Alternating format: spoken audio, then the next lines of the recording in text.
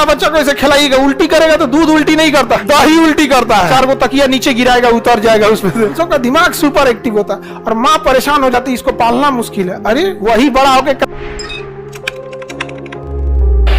Pylori के पास ना ग्रंथि पाई जाती है जिसे हम लोग कहते हैं जठर ग्रंथि। कौन सी ग्रंथि? जठर ग्रंथि। जठर ग्रंथि, अरे ग्रंथि ऐसे लिखाएगा, जठर ग्रंथि। अंग्रेजी में गैस्ट्रिक ग्लैंड। गैस्ट्रिक ग्लैंड, बताइए गैस्ट्रिक ग्लैंड कहां पाया जाएगा? पाइलोरिक में। सबकी अलग अलग विशेषता। कार्डिक में पाया गया HCl, फंडिक में पाया गया रूजी, और पाइलोरिक में पाया जाएगा गैस्ट्रिक ग्लैंड। कौन सा ग्लैंड? गैस्ट्रिक ग्लैंड से 2 तरह के एंजाइम निकलते हैं। एक को बोलते हैं रेनिन। क्या कहेंगे?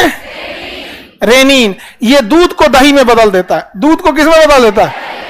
दूध को दही में बदल देता है। समझ में आ गया कि नहीं आ गया? इसलिए छोटा बच्चा को अगर आप दूध पिलाएंगे, देखिएगा ना, उसको जो छोटे बच्चे होते हैं 6-7 महीने वाले, वो खाना पीना तो खाते नहीं। सो उसकी माँ काम पे रहती है तो 1 बोतल उसको पका के फीडर बढ़िया से उसमें दूध भर दी, उसको दे देती है, पीते रहता है। और जितना खचरा बच्चे होते हैं सो दांतवा से काट के उसमें भोंका बना देता है सर।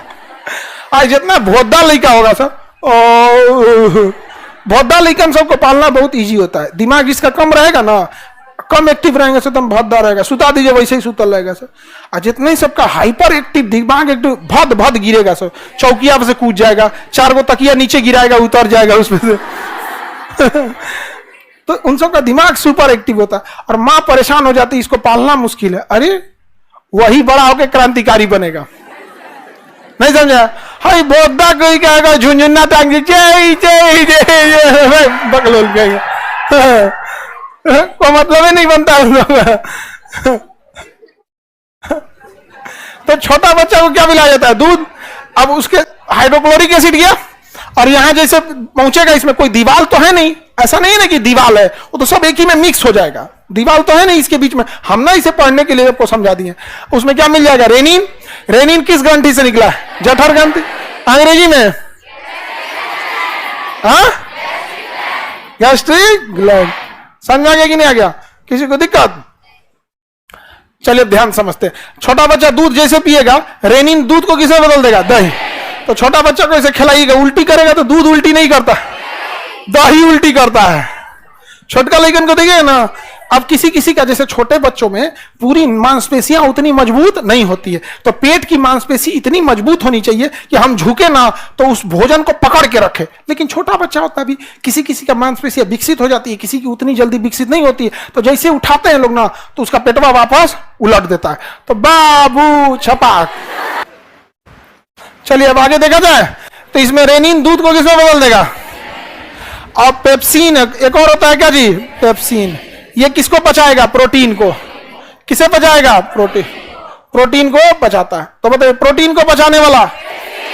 और दूध को दही में बदलेगा। दूध को दही में बदलेगा। कौन सी ग्रंथि पाई जाएगी? जठर ग्रंथि।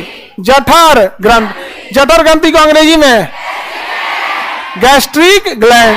गैस्ट्रिक ग्लैंड से कितने जूस? एक का नाम रेनिन, एक का नाम प्रोटीन को पचाएगा, दूध को दही में बदलेगा। अगर जठर ग्रंथि गड़बड़ा गया तो ये दोनों जूस नहीं निकलेगा। दूध का पाचन नहीं होगा और प्रोटीन का पाचन नहीं होगा, क्योंकि दूध का पाचन कौन कर रहा था? हाँ, दूध का पाचन रेनिन कर रहा था। अब प्रोटीन का पाचन नहीं होगा यहाँ पे। तो किसी किसी में गैस्ट्रिक ग्लैंड डिस्टर्ब हो जाता है। तो जब डिस्टर्ब होगा तो खाने में उसका नहीं पचेगा, बढ़िया से खाना पचेगा नहीं, और वो कहां भेज देगा? छोटी आंत में भेज दिया। भैया अब तुम्हारा ग्लैंड खराब है तो भेज दिया। अब धीरे धीरे धीरे धीरे उसको खाना ही नहीं पचेगा। तो कहते हैं लोग गैस्ट्रिक का मरीज है। किसका मरीज है? गैस्ट्रिक का मरीज है, क्योंकि उसका गैस्ट्रिक ग्लैंड काम उतना अच्छा से नहीं कर रहा है। तो डॉक्टर दवाई देगा तो गैस्ट्रिक क्या होगा? थोड़ा सा ठीक होगा। समझ में आ गया कि नहीं आ गया?